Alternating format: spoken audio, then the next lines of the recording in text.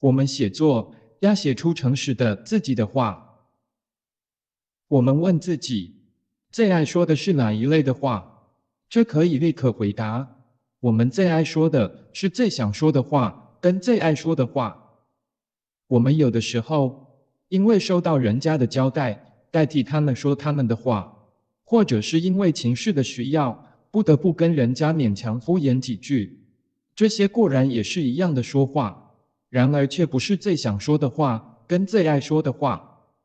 要解释这个事情是很容易的。语言的作用本来是为了要表达脑子里的想法，或者是要表达内心的感受。顺着这两个动机表达出来的是很自然的，而且是很真实的。至于说别人的话跟应付敷衍的话，既不是自己的想法，又无关自己的感受，当然不比自己想要表达的那么自然跟真实了。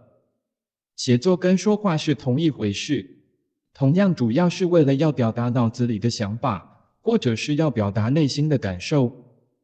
有什么想要表达自己的想法跟感受，才会动手去写。当然，勉强写作的事，确实也是有的，而且因为工作的需要，是常常必须有的。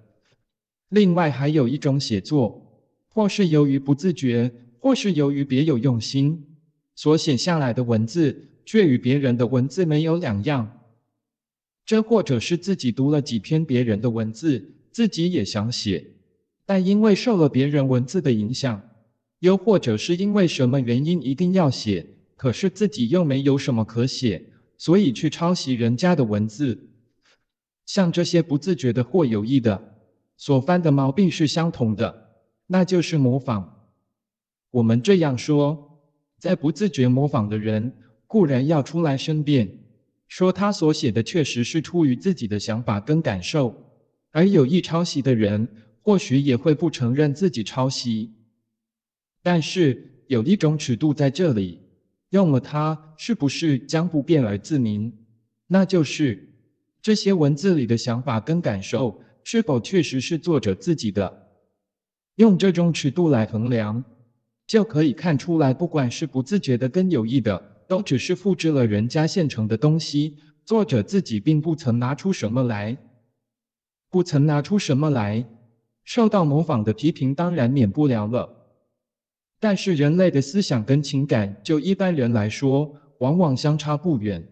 现在如果一定要求要写出自己的东西，似乎别人已经说过的，就不可以去说，而一定要去找人家没有说过的来说。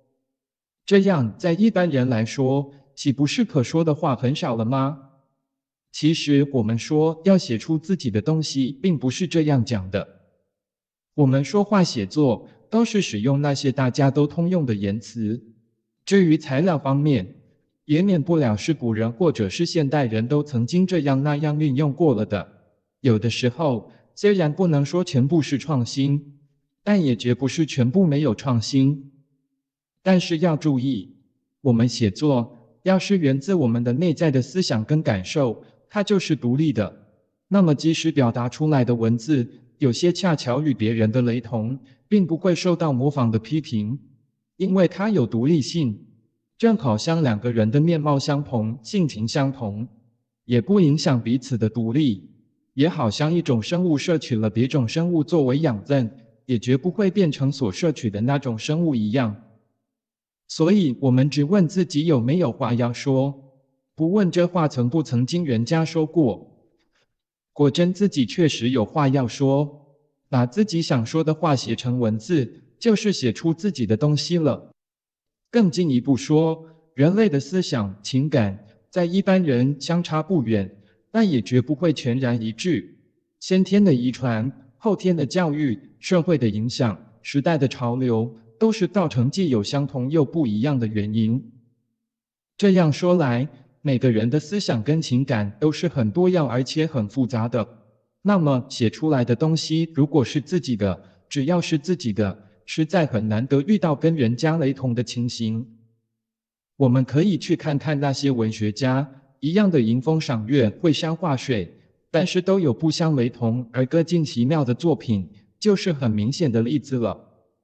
原来他们只把自己的心去对着云岳山水，把主观的情感跟思想与客观的景物糅合，组织的方式千变万化，自然每个人的作品都是独创的了。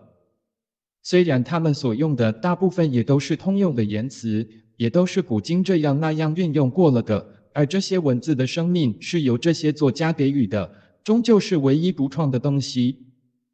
说到这里，大家可以知道写出自己的东西是什么意义了。我们写作要写出诚实的自己的话。